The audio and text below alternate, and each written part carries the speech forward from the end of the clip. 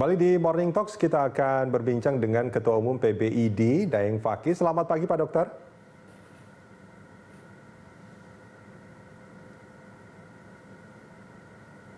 Halo, Pak Dokter.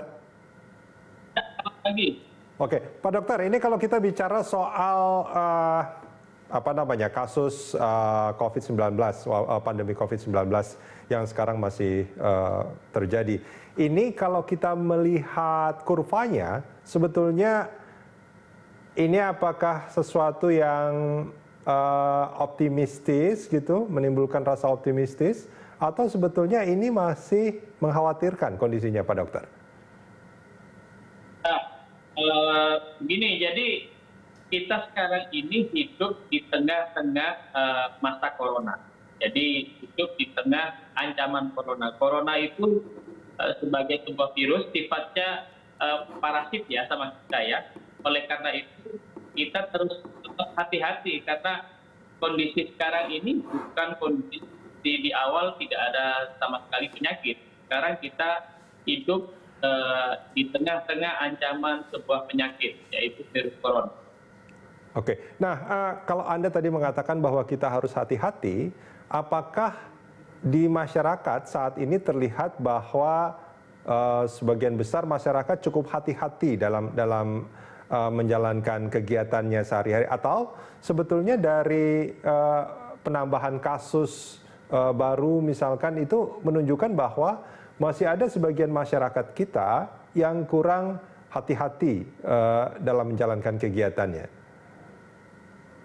Ya, kalau kita amati dalam kehidupan sehari-hari ya, misalnya di tempat-tempat tertentu masih berkerumun, kemudian masih saja ada masyarakat kita yang tidak pakai masker misalnya, itu menunjukkan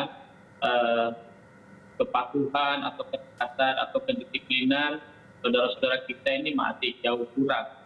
Kalau ini terjadi, memang beresiko akan menambah angka positif yang terjadi oleh COVID. Okay. Oleh karena itu memang untuk ke depan ini karena mau diterapkan new normal, ini mau tidak mau, ini sebuah pilihan yang memang dilakukan karena memang COVID ini kan berlangsung lama nih. Yeah. Kalau ini tidak dilakukan maka seluruh kehidupan akan terhenti, itu memang. Tetapi begitu new normal ini mau dimulai, kalau tidak dibarengi patuh atau taat atau disiplin melaksanakan protokol kesehatan, itu memang juga sama saja nanti akan berakibat meningkatkan angka infeksi. Jadi memang new normal itu harus dengan sebuah prasyarat bahwa kita semua ini sebagai warga negara, sebagai rakyat ya, sebagai bangsa, saudara-saudara kita semua ini, ayolah kita bareng-bareng untuk disiplin. Ya, disiplin melakukan protokol kesehatan, baik protokol kesehatan yang merubah perilaku kita supaya tetap sehat dan bersih, maupun protokol kesehatan yang berkaitan dengan memodifikasi lingkungan aktivitas kita sehari-hari untuk tetap juga bersih dan sehat agar kita tidak terjangkit atau tidak terinfeksi oleh COVID-19. Oke, Pak Dokter, Anda tadi menyebutkan soal prasyarat new normal. Nah, dalam kondisi sekarang ini, menurut bacaan Pak Dokter, apakah prasyarat itu sudah terpenuhi? Artinya, oke, new normal ini bisa kita terapkan, atau sebetulnya kalau ini diterapkan, risikonya itu masih sangat tinggi sekali karena prasyaratnya belum terpenuhi? Ya, begini. Yang pertama, prasyarat yang dianjurkan oleh atau disarankan, direkomendasikan oleh WHO itu adalah kondisi infeksi sudah terkendali dengan baik.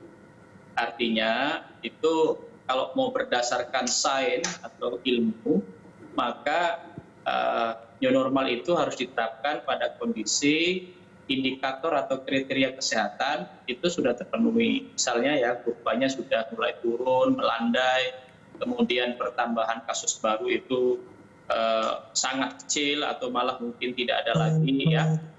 Itu baru bisa dilaksanakan. Tetapi kemudian ada prasyarat lain. Waktu pelaksanaan itu kemudian masyarakat harus disiplin menerapkan eh, apa istilahnya protokol kesehatan. Untuk mendisiplinkan masyarakat ini yang pertama memang faktor kesadaran sendiri dari masyarakat. Itu yang pertama, tapi mungkin tidak hanya itu ya. Kalau diserahkan kesadaran masyarakat, mungkin masih adalah masyarakat yang kurang sadar gitu atau kurang paham. Nah, ini perlu memang dengan lebih ketat, lebih tegas lagi petugas-petugas kesehatan, petugas-petugas di lapangan itu untuk mengawasi dan mendisiplinkan saudara-saudara kita yang beraktivitas kemudian tidak mau atau melanggar aturan-aturan protokol kesehatan. Ini harus terus diawasi dan terus diingatkan. Kalau tidak, ya akan berisiko lagi dari keadaan yang sudah stabil, ya sudah landai atau sudah pertambahan kasusnya sudah rendah, itu akan berpotensi lagi menjadi naik lagi. Kalau naik lagi kemudian menurut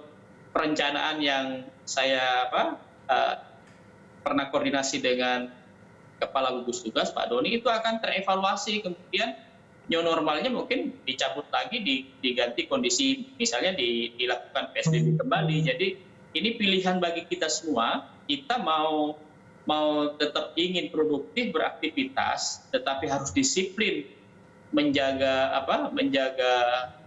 patuh terhadap protokol kesehatan supaya tidak terjangkit, ataukah kita kemudian melakukan aktivitas-aktivitas yang justru akan memicu kita terinfeksi. Kalau itu itu terjadi, maka evaluasi berikutnya bisa jadi kemudian new normal tidak diterapkan kembali, diganti dengan misalnya diterapkan lagi PSBB.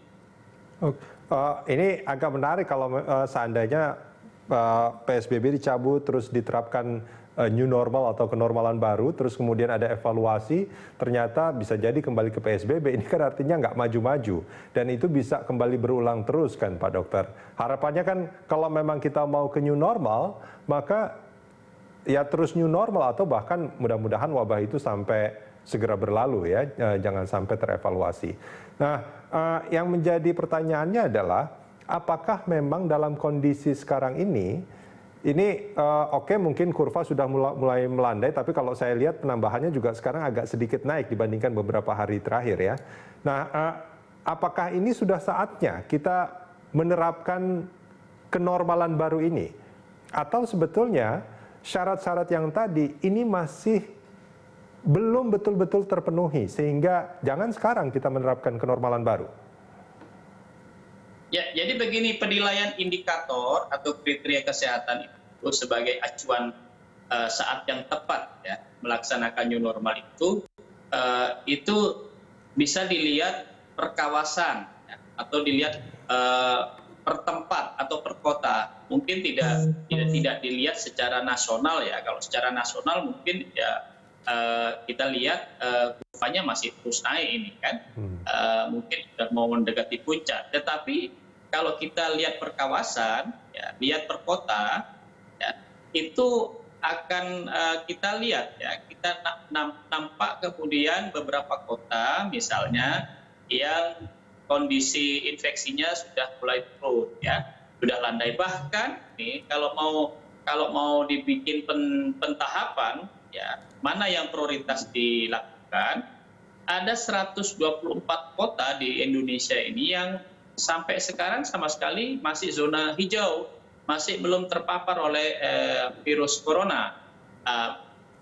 Kota-kota tersebut ya dalam sebuah pentahapan penerapan new normal itu bisa didorong untuk dilakukan di awal sebagai istilahnya tahap awal pelaksanaan new normal. Atau kota-kota yang indikator kesehatannya atau indikator epidemiologisnya itu sudah memenuhi bahwa infeksi di kota tersebut sudah turun ya, kemudian sudah stabil, pertambahan kasusnya juga tidak banyak atau tertekan rendah, itu sudah bisa dimulai. Tetapi memang harus pakai sosialisasi kepada masyarakat agar masyarakat diberikan edukasi yang jelas, diberikan informasi yang jelas ya. Dan diingatkan bahwa kondisi ini sudah memenuhi indikator new normal, new normal ini dilakukan bisa berjalan dengan baik asal kita bersama-sama, masyarakat ini bersama-sama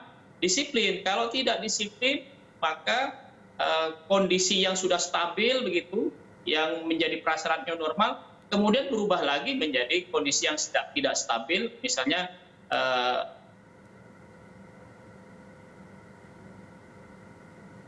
Halo, Pak Dokter. menerapkan dengan aktivitas yang bisa dilakukan sehari-hari, kemudian tidak bisa lagi. Jadi kalau masyarakat tidak disiplin menerapkan new normal, saya pikir yang perlu disadari oleh masyarakat, konsekuensinya akan kembali ke kita sendiri, ke masyarakat sendiri, karena nanti bisa jadi dievaluasi, kemudian new normal di stop kembali, dikembalikan ke status semula. Nah, ini yang kita tidak inginkan, kan?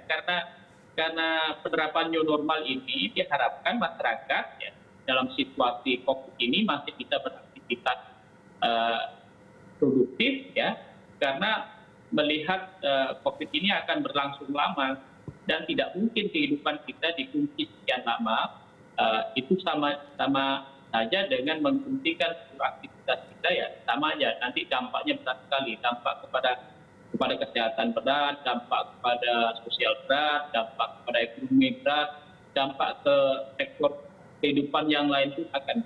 Jadi inilah pilihan memang yang harus dipahami oleh masyarakat. Kita dalam kondisi yang nanti indikator kesehatan tercapai sudah stabil, kita dibolehkan menerapkan new normal, tapi harus dijaga, harus tetap stabil, tidak meningkat lagi infeksinya. Kalau meningkat lagi, maka konsekuensinya dikembalikan kepada status yang semula, kita tidak bisa beraktivitas secara produktif lagi. Oke. Ini yang harus dipahami masyarakat.